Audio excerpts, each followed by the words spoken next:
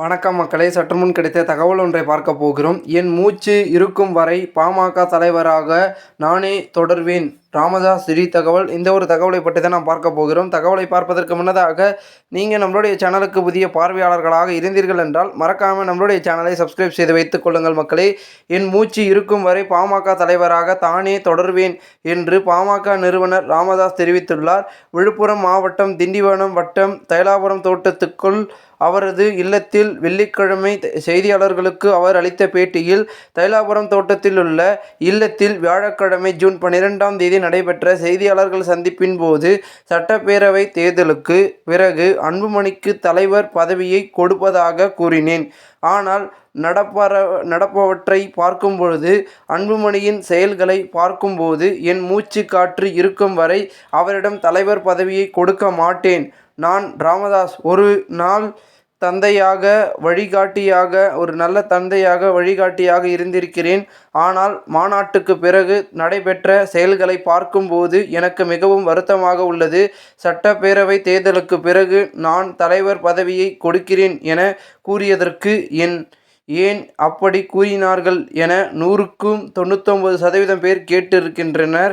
தொண்டர்களின் வார்த்தைகளுக்கு ஏற்ப, விருப்பத்துக்கு ஏற்ப இப்பொழுதும் நான் கூறுகிறேன். என் மூச்சு காற்று இருக்கும் வரை அந்த தலைவர் பதவியில் நான் தான் இருப்பேன். என் குடும்பத்தை சார்ந்தவர்கள் அரசியலுக்கு வரக்கூடாது என்று பாட்டாளி மக்கள் கட்சியை தொடங்கும் போதே நான் கூறினேன். ஆனால் அதை காப்பாற்ற முடியவில்லை.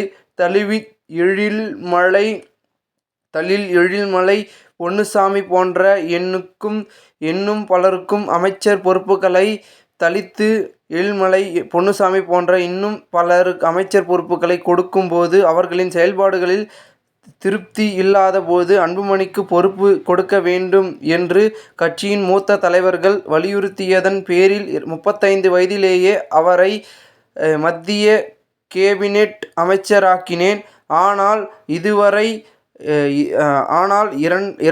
ஆண்டுகளில் என்னால் தாக்கு பிடிக்க முடியவில்லை. நான் வந்துவிடுகிறேன் என அன்புமணி கூறினார். ஆனால் நான் தினமும் எப்படி செயல்பட வேண்டும் என்று பேசி சமாதானம் செய்து பிறகு செயல்பட்டார். உலகளவில் பல விருதுகளை வென்றார். ஆனால் அன்புமணியால் தந்தையிடம் விருது வாங்க முடியவில்லை.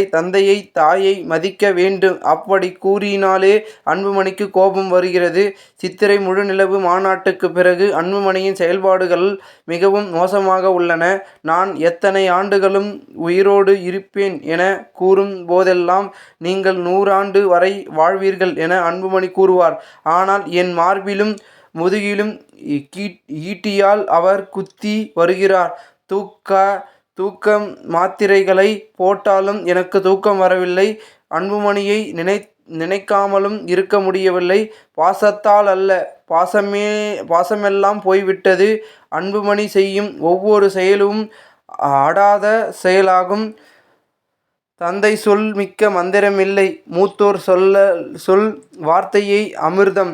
இவற்றையெல்லாம் கூறினால் அதெல்லாம் பொய் என அன்புமணி கூறுவார். இந்த பிரச்சனைக்கு ஒரே தீர்வு, நான் செயல் தலைவராக ஏற்றுக்கொள்கிறேன். கட்சி நிறுவனர் சொல்லும் வழியில் நடந்து கொள்கிறேன் என்பதுதான். அப்படி நடந்து கொள்வேன் என கூறுவார். ஆனால் வேறு மாதிரி நடந்து கொள்வார் அன்புமணி. பாமக தொண்டர்களை, கட்சி சொந்தங்களை நினைக்கும் போதெல்லாம் எனக்கு ஏற்படும் பூரிப்பு ஆனந்தமும் சொல்லி மாளாது.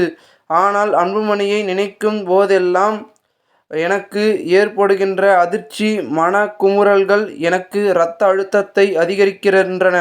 இந்த கட்சியை உருவாக்கிய என்னை ஒலிபெருக்கி வைத்து பேசக்கூடாது. 200 பேருக்கு மேல் கூட்டம் கூடாத அறையில்தான் என்னை சந்திக்க வேண்டும் என கட்டளையிட்டார். இவர் யார்? கட்சியின் நிறுவனரை இப்படி சொல்லும் அதிகாரம் நான் கொடுக்கவில்லையே. என் மூச்சு காற்று நிற்கும் வரை பாமகவின் நான் தலைவர். நிறுவனர் பாட்டாளி இளைஞர் சங்க தலைவர் பதவிக்கு பொருத்தமான ஒருவர் நியமிக்கப்படுவார். மேலும் காலியாக உள்ள பல பொறுப்புகளுக்கு நிரப்பப்படும். கட்சியின் பொதுக்குழு கூட்டம் முறையாக கூட்டப்படும். என்னை பார்க்க யார் வேண்டுமானாலும் வரலாம். என் அனுமதி தேவையில்லை என்றார் ராமதாஸ்.